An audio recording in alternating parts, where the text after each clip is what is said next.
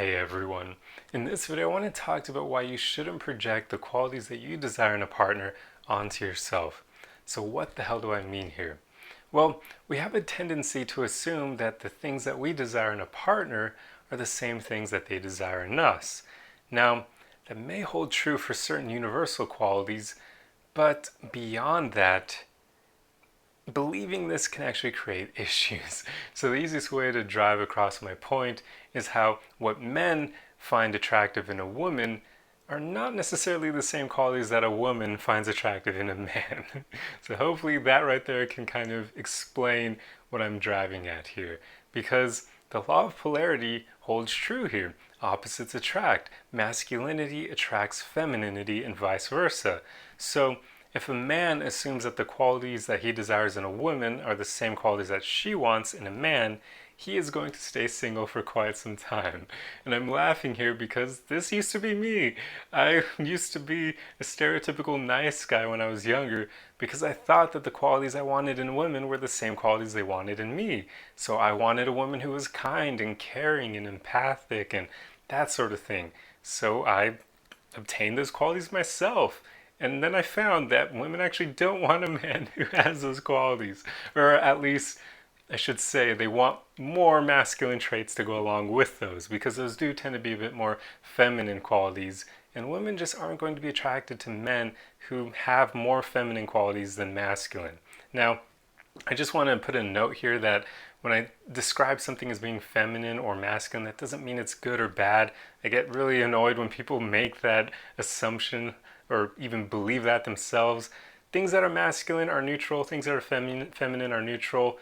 They're not bad or good, so let's just stop believing in that crap. But anyway, that aside, so yeah, back then I used to have more feminine qualities, and of course it affected my ability to attract women. I mean, like I already mentioned, the law of polarity.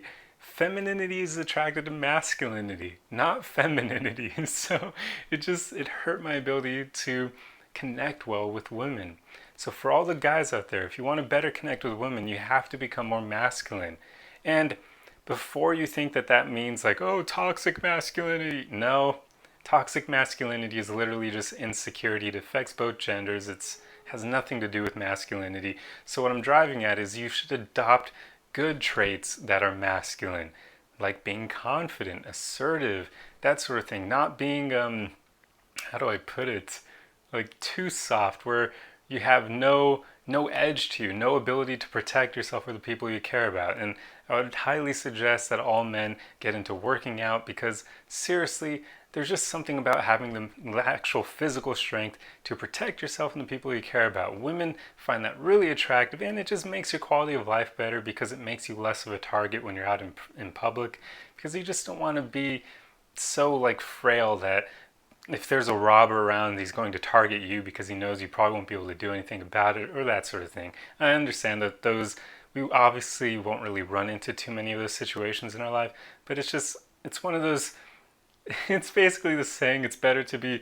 prepared and like, or prepared with things that you don't need than to not be prepared and need those things. So in this situation, obviously, it's better to have physical strength and not need it than to not have physical strength and to need it. So yeah, it's helpful to embrace those good masculine qualities like physical strength and mental strength as well, which is a huge thing. So guys, just work on those things. Work on being more confident, work on being more assertive, but at the same time, be a gentleman. Don't be rude to people. Don't be so overbearing that you step over a woman's boundaries. Like, that's basically saying if a woman says no, oh God, I can't even really get into that because that's a whole different can of worms on its own. Just because of all the women who say no but don't actually mean it, and they created this issue on their own. But I won't even get into that just because I realized that right after I said it. So it's a bit of a tricky situation. But basically, for the most part, respect women's boundaries. They will love you for it. Seriously, that doesn't make you soft. It doesn't make you a nice guy or any of that BS. You can be respectful and still be incredibly confident and incredibly, well, you can create a lot of tension with her. And I mean sexual tension when I say that, of course, because that's a good kind of tension. That's something that you want. You want to have that with women because that makes them view you as a man that they would actually consider, having bedroom Olympic fun with you. You don't want to be a guy that has no edge to you in that regard because then you're going to get friend zoned. So, yet again, women say they don't want a man who is like too flirtatious or too kind of sexual, but it's actually something that will do you more favors than having none of that whatsoever. Because that was, yet again, that was the old me, and I got friend zoned all the time. Because if they can't picture themselves doing those things with you, then you're screwed. They're not, I mean, how could they look behind you being just a friend in that regard? So, anyway, so that's for all the men. For the ladies out there, of course, you want to embody more feminine traits because that's what men are actually attracted to. They don't want you to be super confident and dominant and assertive.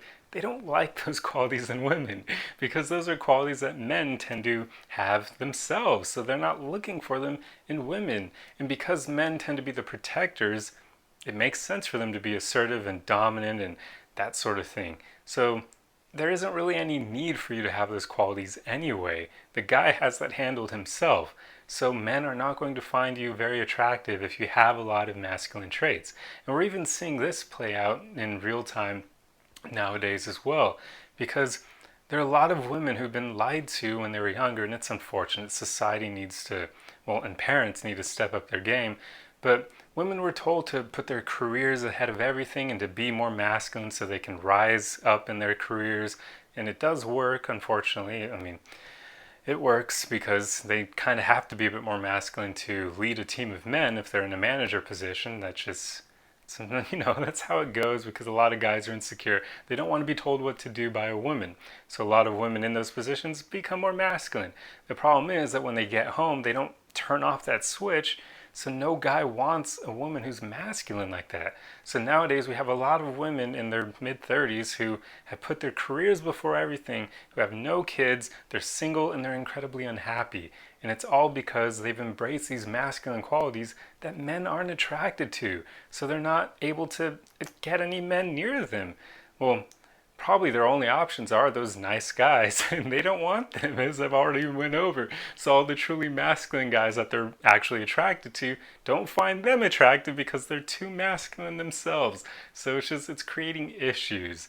But hopefully I've given enough examples where you can see what I'm driving at in this video, because it's just not helpful to project what you desire in the opposite sex onto yourself, because they just don't want the same things that you want. And that's something we all need to understand because we too often think that everyone thinks the same way we do and they want the same things we do, and that's just not the case.